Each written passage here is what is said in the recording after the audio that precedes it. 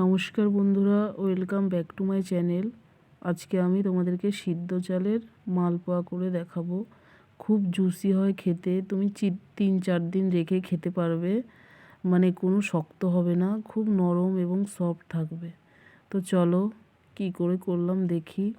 তো প্রথমে আমি এখানে 250 গ্রাম চাল আছে, মানে ভেজানো না, শুকনো সিদ্ধ চাল।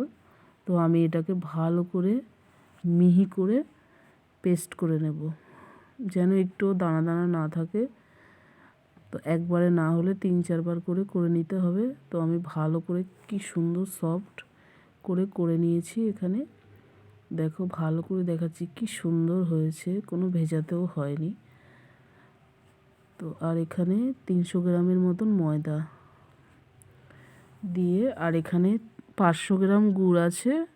এটা তো বড় বড় চাকা, তো আমি কি করব, ভাঙার থেকে বেশি মেশিনে গ্রেট করে নিলে বেশি ভালো হয়। তো এখানে এখন তো আর আগের মতন পাটালি গুড় নেই, 2 নম্বরই পাটালি গুড়। তো চলো এটা দিয়েই করতে হবে। তো দেখো করেছি, আর কেমন একটা পুরো আমার মেয়ে বদমাইশি করে চাকা করে ফেলেছে। তো এটা দিয়েই করব। তো এখানে 500 গ্রাম দুধ আছে। এই দুধ প্রথমে পুরোটা দেব না, 300-র মতন দেব, আর দিয়ে এবার মাখতে থাকবো। প্রথমে একবারেই সব যদি দিয়ে দিই, যদি পাতলা হয়ে যায় পরে অসুবিধে হবে, হতে চাইবে না।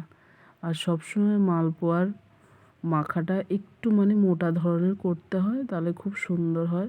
অতিরিক্ত মোটাও না, অতিরিক্ত পাতলাও না, তো ভালোই মোটা ধরনের করতে হয়। তো দেখো আমার মালপোয়ার মাখাটা পুরোপুরি রেডি হয়নি, দেখো কতটা মোটা। তো আমি কি করব, তাও আমি 10 মিনিটের মতন ঢেকে রেখে দেব। তো আমি ওদিকে সব রেডি করে নিয়েছি। নেওয়ার পরে যে ঢাকনাটা তুলে দেখি, এটা মানে সিদ্ধ চাল, তো চালটা ফুলে উঠে দেখো আরও গাঢ় হয়ে গেছে। তো আমার আরও বাকি যেটুকু দুধ আছে মিনিমাম সেটা দিয়ে দিতে হবে। পুরো 500 গ্রাম দুধই লাগবে, আমি এখানে কোনো জল দেব না, পুরো দুধ দিয়েই মালপোয়াটা করব। তো দিয়ে দিয়েছি, দিয়ে এবার ভালো করে আবার সুন্দর করে মেখে নেব। তো ভালো করে এবার হাত দিয়ে ঘুরিয়ে ঘুরিয়ে সুন্দর করে মেখে নেব। আর একটু পাতলা করতে হবে, তাহলে খুব সুন্দর হবে।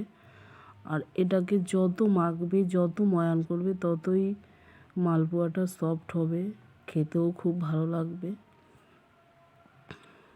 তো এখন তো প্রায় এখন মাঘ মাস, তো ভালোই শীত আছে, তো এখনও মোটামুটি খাওয়া যাবে। তো দেখো পুরো মাখা কমপ্লিট, এবার মোটামুটি নরম হয়েছে সুন্দর। এবার আমি একটা একটা করে দিয়ে দেব। দেখো দেওয়ার সাথে সাথেই কেমন ফুটবলের মতন ফুলে উঠছে। তো দেখো মানে খেতেও দারুণ হয়েছিল। তো এরকম করে আমি কয়েকটা ভেজে নেব।